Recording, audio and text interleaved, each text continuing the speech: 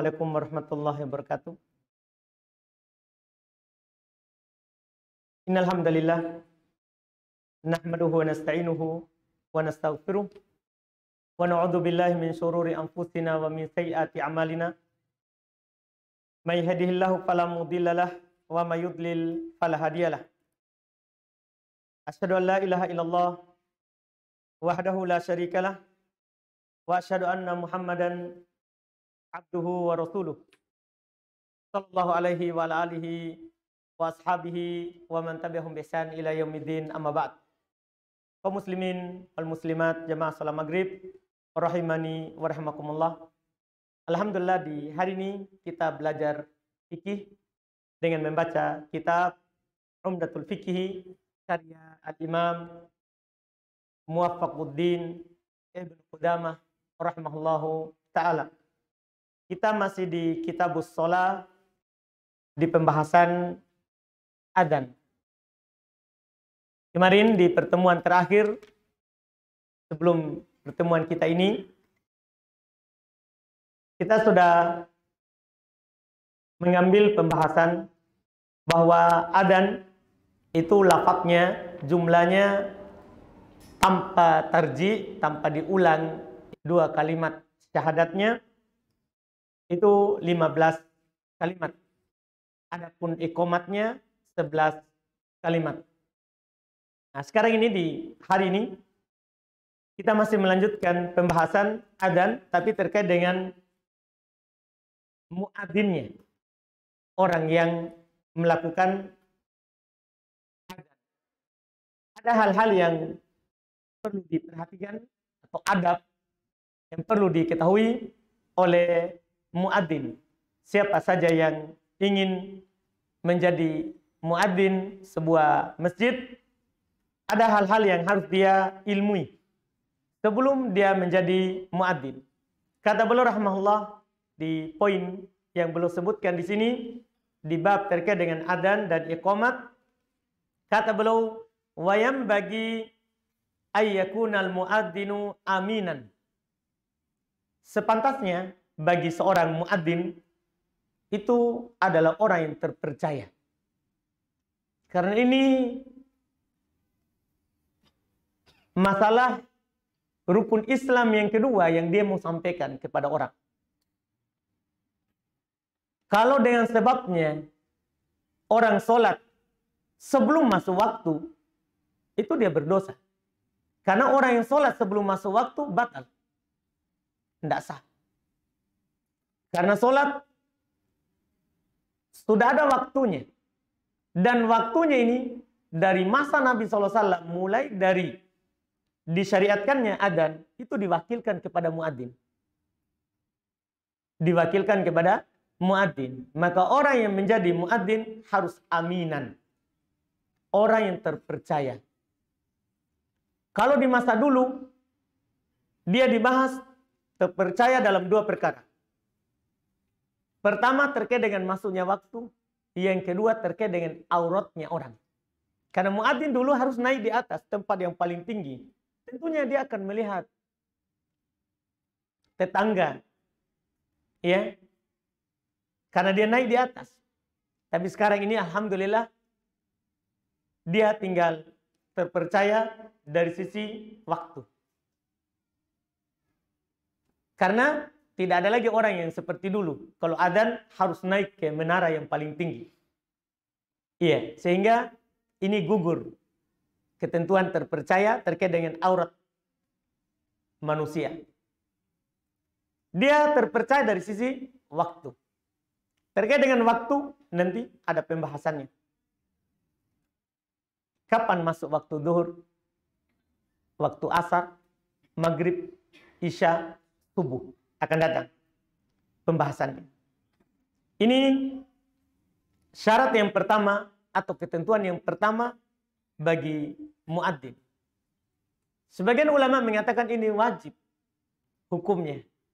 Muadzin harus orang yang aminan,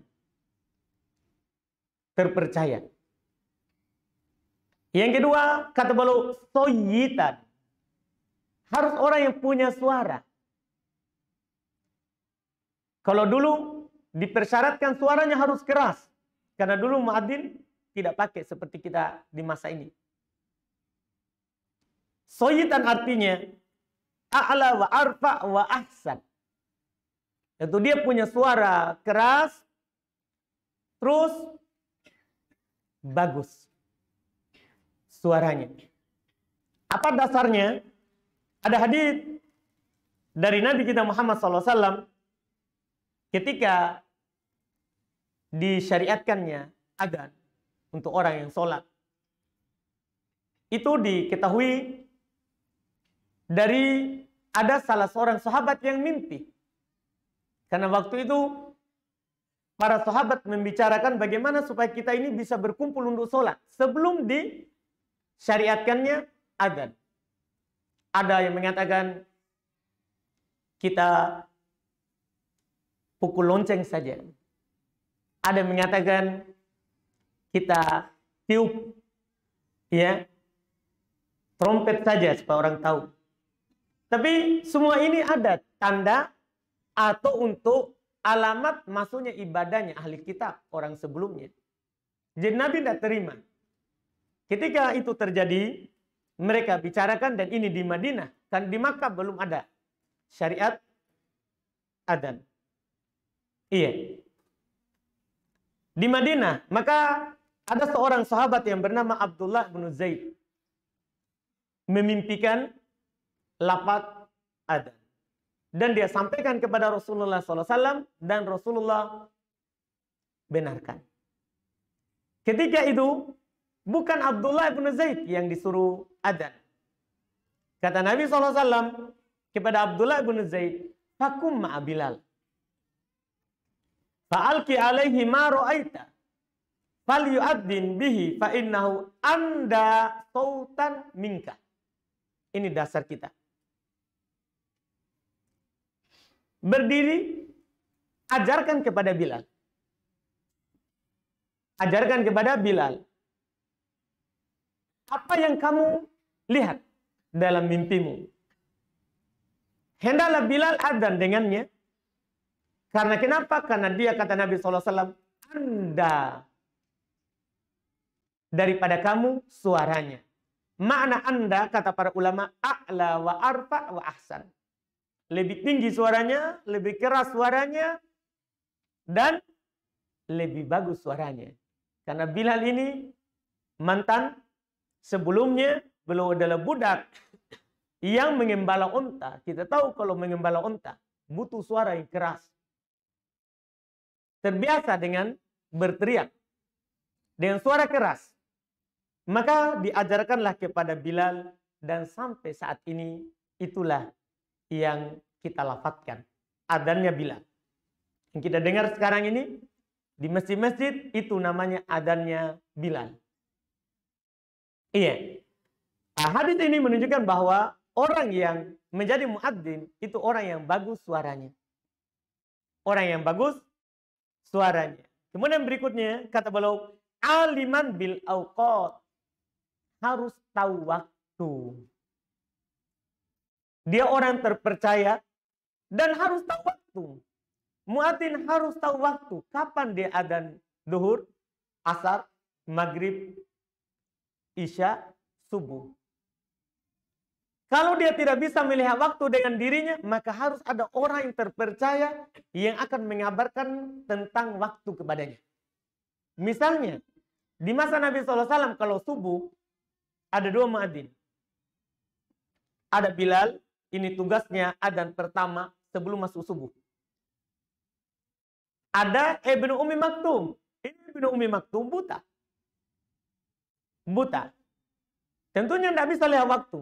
Tapi dia tidak akan adzan kecuali dikatakan kepada beliau asbahta. Asbah telah masuk waktu subuh. Telah masuk waktu subuh.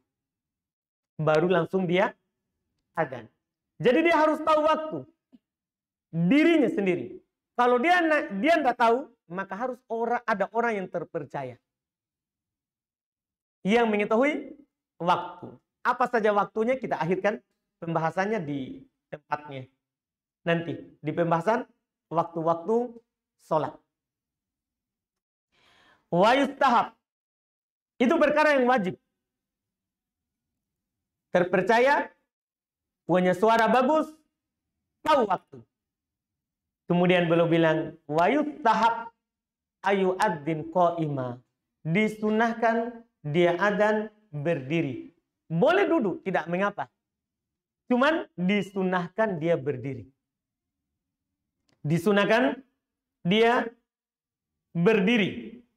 Ini kata disunahkan berdiri itu disepakati oleh para ulama. Kata Ibnul Mundir rahimahullahu taala, beliau ulama Syafi'iyah pada asalnya, tapi beliau masuk dalam kelompok ulama yang mujtahid mutlak karena punya ilmu yang sangat luas. Beliau hanya terikat dengan dalil. Beliau bilang ajma'u ala anna minas sunnah ayu ad-din qaima. Sepakat para ulama bahwa muadzin disunahkan untuk adzan dalam keadaan berdiri. Hukumnya sunnah. Artinya kalau dia berdiri dapat pahala. Kalau dia duduk, misalnya kalau ada udurnya sehingga dia tidak bisa berdiri, maka dia tidak berdosa. Karena ini hukumnya adalah mustahab, disunahkan. Kemudian berikutnya kata beliau, wa mutatahhiron. Disunahkan ketika dia adzan, disunahkan dia dalam keadaan bertoharoh. Kalau ada muadzin adzan, sebelum dia wudhu, langsung adzan, tidak berdosa. Tidak berdosa. Karena ini hukumnya sunnah. Kenapa disunahkan? Apa dalilnya? Yaitu ada hadis yang disampaikan oleh Nabi SAW dalam riwayat Imam Ahmad, Abu Daud, disahihkan oleh Syekh Albani rahimahullahu taala dalam Sunan Abu Daud.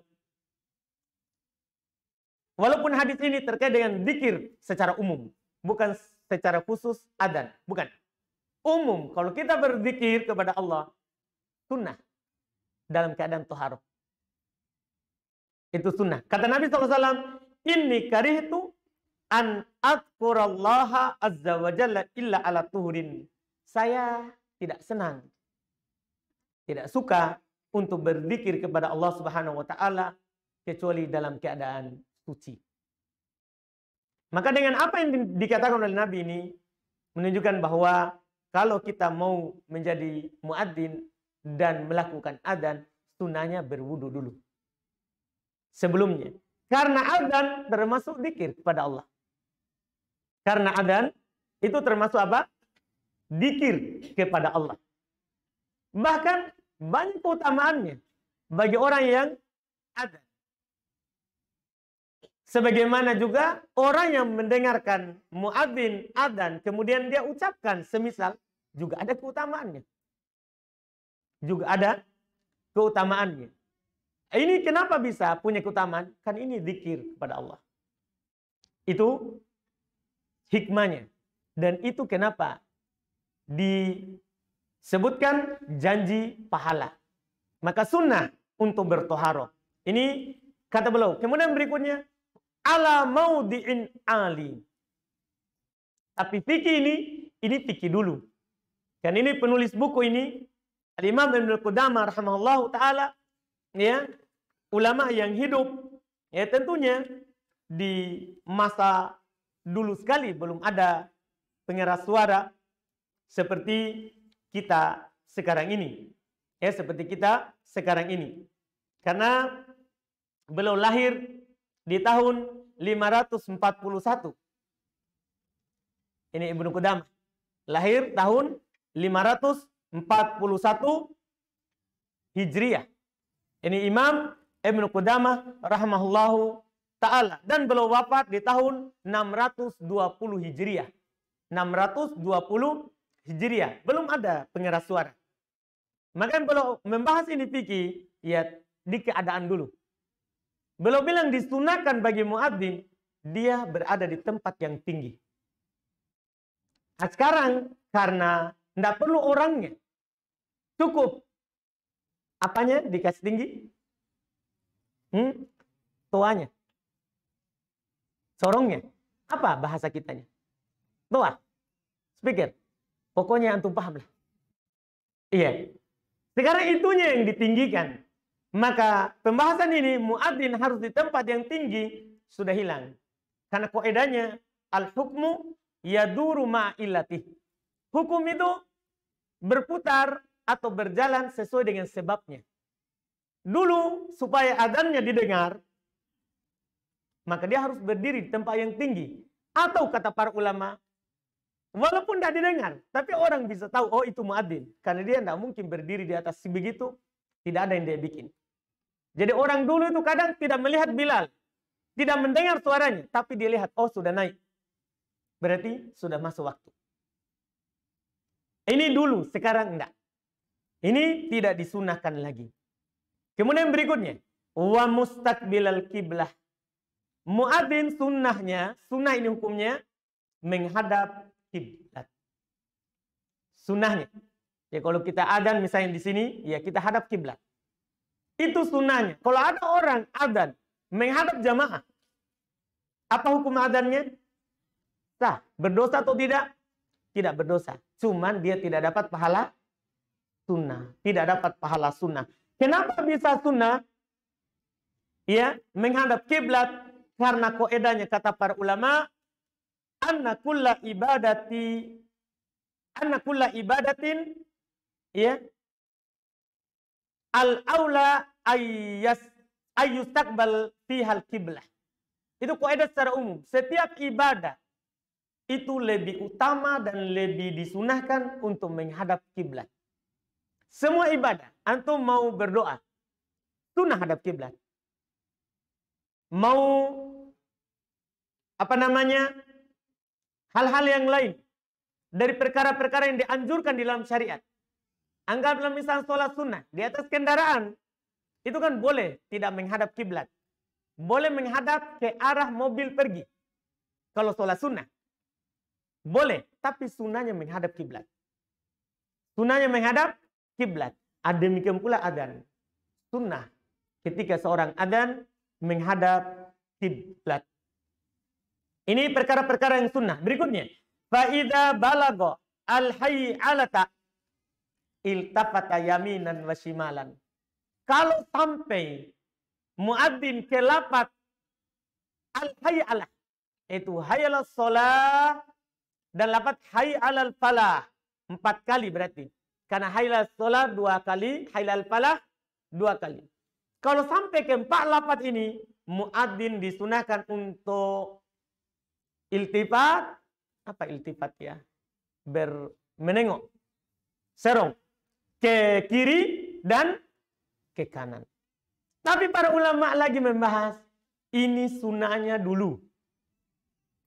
Ini kan sebabnya kenapa harus ke kiri dan ke kanan. Supaya intishar as-saut, suaranya menyebar. Jadi didengar oleh orang yang sebelah kanan dan sebelah kiri. Ini hikmahnya. Sekarang kita sudah pakai pengeras suara seperti ini. Kalau kita ke kiri dan ke kanan, malah apa? Akan hilang suara. Kecuali dia pegang. Maka ini masih berlaku. Kalau dia pegang mikrofonnya, masih berlaku. Tapi kalau diam begini, maka hilang fungsinya tadi. Maka kata para ulama rahimahumullah, untuk sekarang ini tidak disunahkan lagi. Karena hilang sebabnya. Karena hilang sebabnya. Walaupun siapa yang pegang mikrofonnya, maka masih sunnah. Tetap dapat pahala sunnah bagi orang yang melakukannya. Iya. Apa dalilnya? Dalilnya Bilal. Ketika beliau adzan, itu yang beliau lakukan. Di dalam hadis yang diriwayatkan oleh Imam Al-Bukhari dan Imam Muslim. Di kitab Al-Adzan. Kata Aun ibn Abi Juhaifah. Wa adzana Bilal qala. Bilal adzan. Faja'altu atatabba'u fahu hahuna wa hahuna. Saya mengikuti mulutnya ke sana dan ke sini. Artinya dia hayal sholah bisa 1 kali begitu. Banyak bentuknya kata para ulama. Bisa hayal sholah ke sebelah kanan, hayya sholat yang kedua ke kiri. Demikian pula lafaz hayya al falah. Boleh juga langsung hayya sholat, langsung kiri dan kanan. Boleh. Jadi Bilal adzan seperti itu. Diikuti oleh para sahabat dan mereka nukil. Begitulah adzan. Karena Nabi SAW benarkan hal tersebut. Hikmahnya itu tadi, supaya suaranya tersebar. Terus, karena ini namanya iltifat, serong ke kiri, ke kanan, atau ke kiri, kadang ya, kita lihat muadzin, kakinya ikut bergerak. Perlu diketahui kaki tidak. Itu hanya muka dan badan saja. Makanya beliau tegaskan, wala yuzilu qadamai. Kedua kakinya tidak bergeser. Jadi tetap kakinya ke arah kiblat, yang bergeser adalah bagian mukanya dan badannya. Itu sunnahnya. Wa yaj'alu isba'aihi fi udunai. Ya, sisa sedikit lagi ini terkait dengan sunnah bagi si muadzin. Dia letakkan kedua jarinya di dalam lubang telinganya. Dia letakkan, dia tutup kedua telinganya dengan jarinya. Apa fungsinya? Supaya suaranya keras.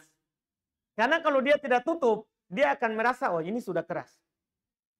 Sehingga supaya dia tidak dengar apa yang dia ucapkan, supaya keras, dia lafadzkan, maka sunnah dia tutup.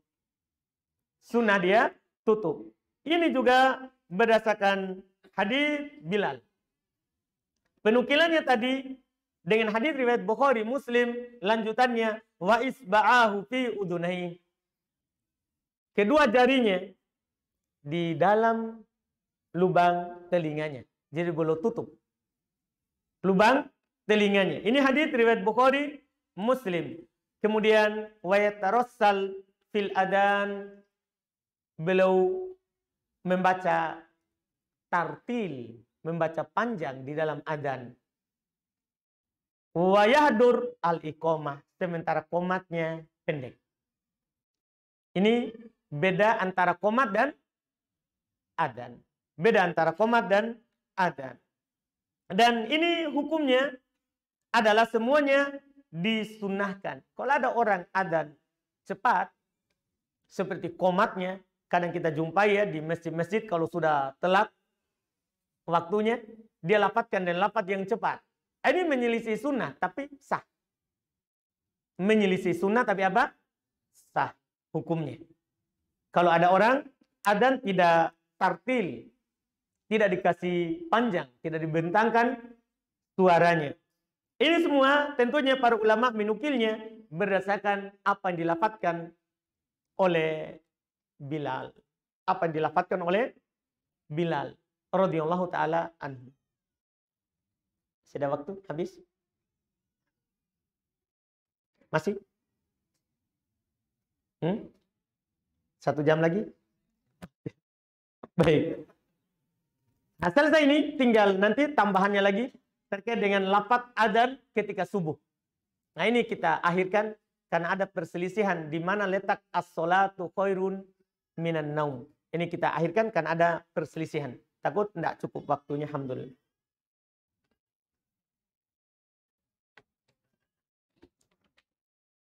Kalau ada yang mau bertanya langsung, silakan, boleh.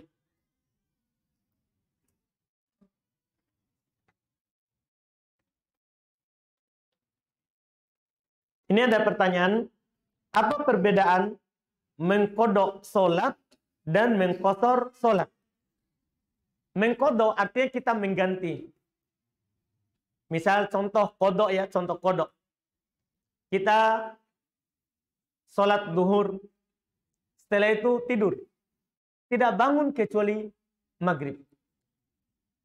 Maka kita sholat asar. Di waktu maghrib, ini namanya kodok. Ini namanya kodok sholat. Adapun kosor sholat, ini bagi musafir. Kosor artinya dari kata kosoro. Dia memperingkas. 4 menjadi 2. Ya. Itu kosor namanya. Dia safar, dalam keadaan safar, dia sholat duhur, qasar, artinya 2 rakaat, kemudian salam. Kemudian bangun lagi 2 rakaat asar, kemudian salam. Itu namanya dia sholat qasar. Dia sholat qasar. Itu wallahu alam.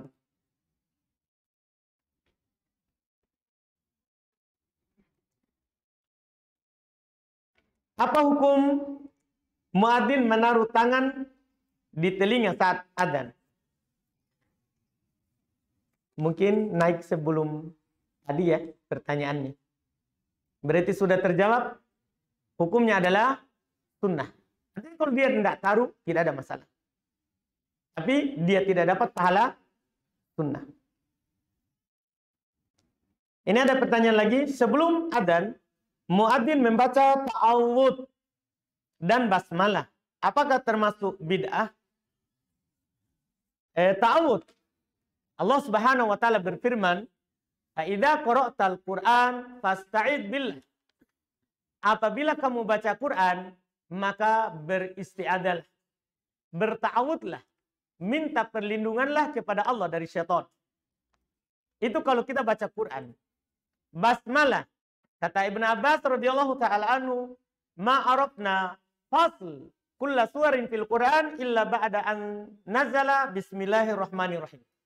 Kami tidak mengetahui pemisah setiap surat dari Al-Quran kecuali setelah turunnya bismillahirrahmanirrahim.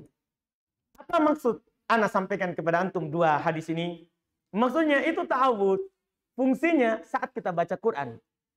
Basmalah saat kita juga baca Quran. Bismillahirrahmanirrahim. Adapun adzan tidak dinukil dari Nabi SAW dan para sahabatnya. Sebelum adzan membaca apa? Ta'awudz. Sebelum adzan membaca bismillahirrahmanirrahim. Kalau bismillah ada fungsinya. Bismillah saja. Karena sunnah kalau kita mau memulai ibadah itu baca bismillah, bukan basmalah, bukan bismillahirrahmanirrahim. Karena bismillahirrahmanirrahim itu untuk baca Quran. Itu untuk baca Quran. Kalau bismillah tidak apa-apa, ada dalil umum. Ada dalil umum. Walaupun ada dalil khusus tapi dhaif. Ada dalil khusus di sana. Setiap perkara yang bernilai ibadah yang tidak dimulai dengan basmalah, maka itu ibadah yang aqta, ibadah yang terputus. Tidak ada nilainya. Cuman hadis ini dhaif. Bahkan sampai para ulama mengatakan palsu. Tapi kita bisa berdalil dengan dalil umum. Para ulama kadang mereka berdalil dengan hadis. Saya pernah mendapatkan suatu faedah yang menurut anak pribadi ini sangat jauh pendalilannya. Anak pernah bahas terkait dengan hukum baca bismillah ketika wudhu. Apa hukum baca bismillah ketika wudhu? Tidak ada dalil khusus. Bahwa Nabi SAW kalau berwudhu baca bismillah. Tidak ada. Tapi para ulama rahimahumullah, mereka berdalil dengan hadis Ibnu Abbas dalam riwayat Imam Al-Bukhari.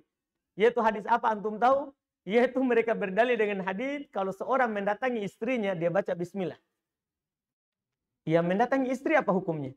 Ibadah atau bukan? Hah? Ibadah atau bukan? Mana ini para suami? Hah? Ibadah. Mendatangi istri itu ibadah. Iya, jangan ragu itu. Iya. Karena gini juga, tapi wajar kalau antum ragu. Karena pernah sahabat Nabi SAW bertanya, "Ya Rasulullah, ini kan hanya menunaikan syahwat. Ini kan kalau seorang suami mendatangi istrinya, kan hanya menunaikan syahwat. Apakah akan dapat pahala?" Itu dia tanyakan. Kata Nabi kepadanya, "Bagaimana kalau kamu letakkan kepada yang haram? Bukan istrimu kamu datangi. Apa hukumnya? Berdosa nggak? Gimana ini para suami? Berdosa nggak? Berdosa. Maka bagaimana? Sama. Kalau kita letakkan di yang haram berdosa, berarti yang halal kita dapat pahala. Itu maksudnya. Jadi ini dalilnya jauh sekali sebenarnya. Kalau ini saja mendatangi istri, sunnah baca bismillah, apalagi wudhu yang besar. Demikian pula adzan. Boleh dia baca bismillah. Iya, karena hal-hal yang bernilai ibadah. Sunnah memulai dengan apa? Bismillah. Ta'awudnya yang sangat jauh. Karena itu hanya disunahkan ketika baca apa? Quran. Atau dalam sholat kita ada gangguan. Was-was tinggi, banyak bisikan. Ya, boleh kita berta'awud. Boleh kita berta'awud. Itu terkait dengan hal tersebut. Adapun di adzan tidak.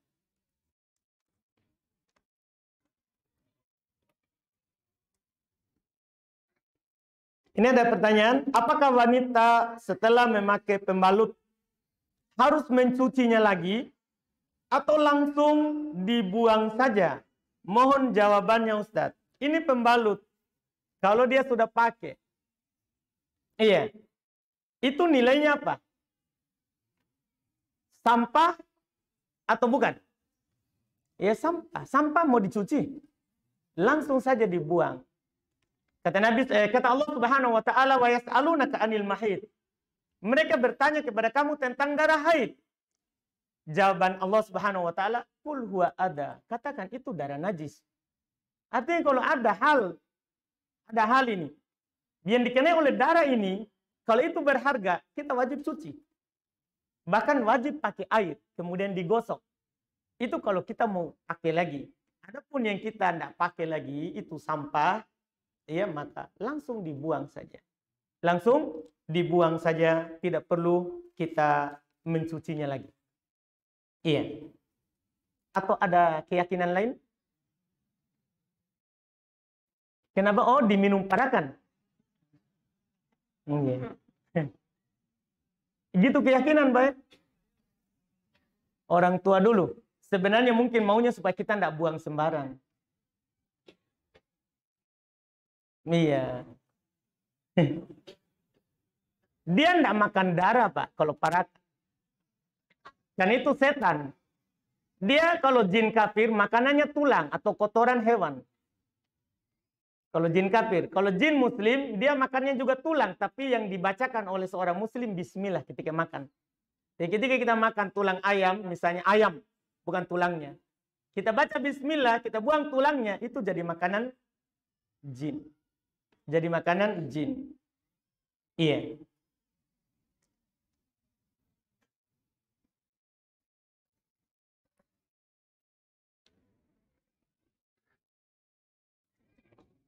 Ini ada pertanyaan, tapi karena akan datang pembahasannya, jadi kita akhirkan saja. Ada pertanyaan. Ada mau tanya langsung? Silakan. Silakan. Salamullah.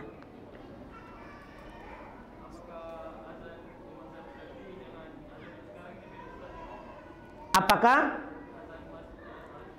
adzan mazhab Syafi'i sama? Sama semuanya. Hanya saja di dalam mazhab, jadi sebenarnya disepakati semua adzan yang sekarang ini itu semua mazhab yang ada. Cuman yang mereka perselisihkan ada khilaf sedikit di dalam mazhab, apakah boleh dengan lafaz tarji. Tarji itu yang anak contohkan di pekan sebelumnya. Yaitu dia bilang Allahu Akbar, Allahu Akbar, Allahu Akbar, Allahu Akbar besar. Kemudian sebelum mengucapkan dua kalimat syahadat, yang asyhadu an la ilaha illallah dan asyhadu anna Muhammad Rasulullah, dia pakai dulu suara kecil 4 kali. Asyhadu an la ilaha illallah, asyhadu an la ilaha illallah, asyhadu anna Muhammad Rasulullah, asyhadu anna Muhammad Rasulullah, baru dia lafadzkan dengan lafaz keras. Ini yang ada diperselisihkan dalam ulama mazhab, tapi yang benarnya sunnah juga, karena Nabi ajarkan hal tersebut di Abi Mahdurah, muadzinnya Makkah. Muadzinnya Makkah. Masalah adzan, Pak, termasuk masalah yang disepakati dalam mazhab. Karena ini dinukil secara mustafidah. Mustafidah itu, Pak, terkenal sekali. Terkenal sekali penukilan masalah adzan. Jadi dalam mazhab tidak ada perselisihan. Yang mereka perselisihkan nanti yang berikutnya, yaitu lafaz adzan di subuh. Kata as-salatu khairun minan naum, itu di adzan pertama atau adzan kedua. Itu yang diperselisihkan antara ulama Syafi'iyah dan selainnya. Nanti kita akan bahas di pertemuan akan datang. Apakah boleh muadzin sekaligus imam sholat? Boleh. Tidak ada larangannya.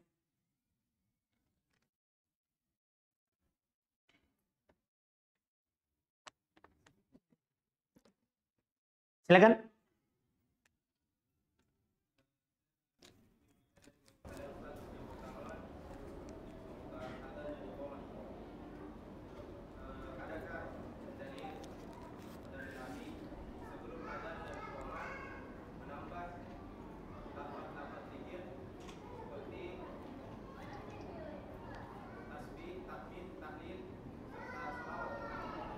Baik. Baik. Ini mirip dengan ta'awud tadi.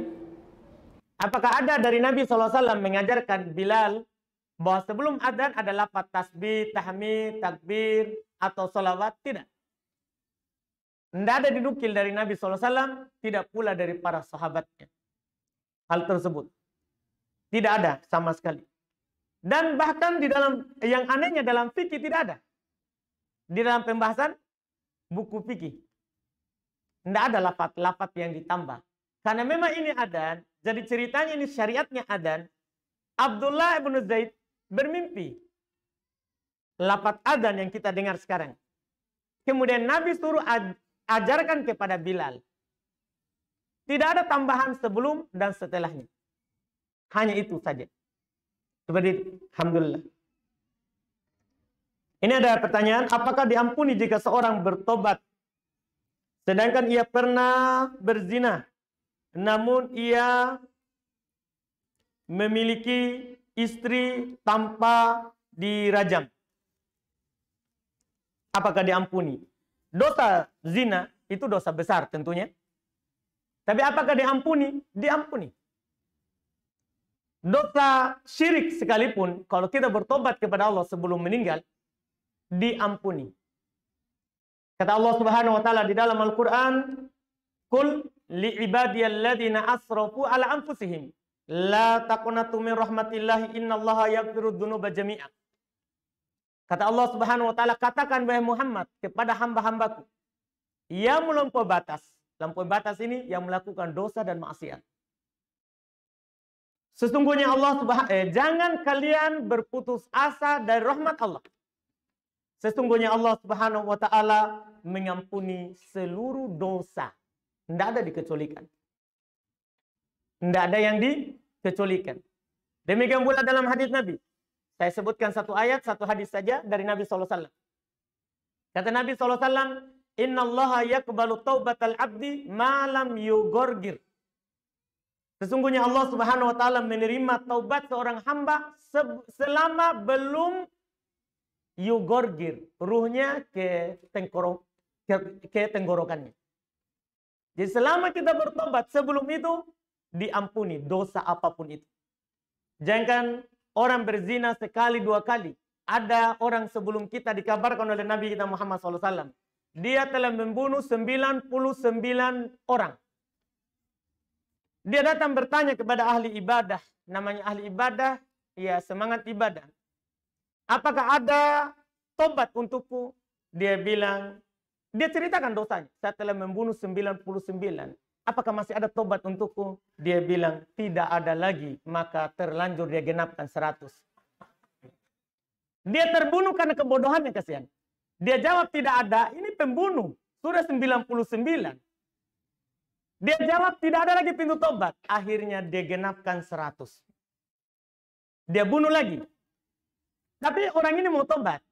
Dia cari lagi jawaban setelah membunuh yang tadi, dapat ahli al-ilm. Orang yang punya ilmu. Dia bertanya, apakah masih ada tobat bagiku? Saya sudah membunuh 100 dengan sebelumnya ini. Iya. Maka dia jawab, apa yang menghalangimu dari tobat? Karena selama ruh kita masih ada, belum keluar, maka pintu tobat terbuka. Bahkan Allah Subhanahu wa taala membuka tangannya di siang dan malam. Sebagaimana dalam hadis Nabi sallallahu alaihi wasallam.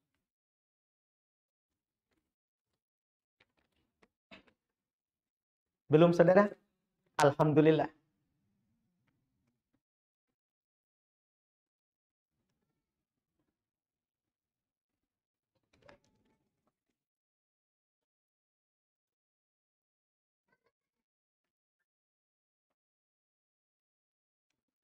Ada yang mau bertanya langsung? Silakan, Pak.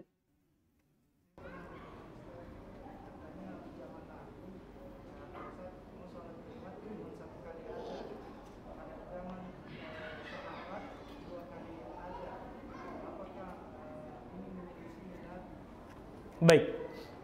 Beliau bertanya, di zaman Nabi kan di hari Jumat 1 kali adzan.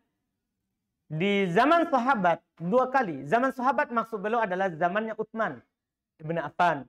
Karena adzan 2 kali di Jumat itu muncul di masa khalifahnya Utsman. Iya. Pertanyaan beliau, apakah ini menyelisih hadis Nabi? Itu pertanyaannya.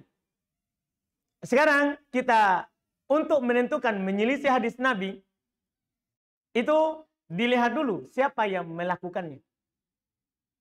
Kalau khalifah yang 4 yang melakukannya, maka itu tidak dianggap menyelisihi hadis Nabi. Karena Nabi sendiri yang bilang, alaikum bisunnati wa sunnatil khulafa'ir rasyidin al-mahdiyina min ba'di. Berpeganglah dengan sunnahku dan sunnah khalifah setelahku. Khalifah setelahnya Nabi 4. Abu Bakar, Umar, Utsman, Ali. Jadi apa yang dilakukan oleh ini, itu bukan bid'ah. Tidak menyelisih sunnah. Karena Nabi wasiatkan untuk mengikutinya. Untuk mengikutinya. Makanya seperti sholat tarawih 23 rakaat atau 21 rakaat itu bukan bid'ah. Karena Umar yang mengadakannya. Yang mengadakannya. Karena Nabi memang suruh ikut. Itu bukan bid'ah. Dan memang ada dalilnya. Kenapa kita katakan bukan bid'ah? Karena memang ada dalilnya. Tujuan adzan hari Jumat supaya orang datang sholat Jumat. Jadi masa Utsman orang sibuk di pasar. Akhirnya beliau adzan pertama dulu untuk mengingatkan orang di pasar. Supaya mereka nanti tidak terlambat. Nah, sampai sekarang ini ya kalau ada ilah itu. Misalnya di tempat atau di kantor kita. Orang sibuk kerja di kantor. Lupa waktu Jumat. Boleh adzan pertama dulu untuk mengingatkan mereka. Kemudian nanti adzan kedua. Alhamdulillah. Itu bukan bid'ah. Itu bukan bid'ah. Alhamdulillah karena sudah selesai waktu. Kita cukupkan. Mohon maaf kalau ada ini pertanyaan belum dijawab. Karena sempitnya waktu. Subhanakallahumma wa bihamdik. Asyhadu an la ilaha illa anta astaghfiruka wa atubu ilaik. Assalamualaikum warahmatullahi wabarakatuh.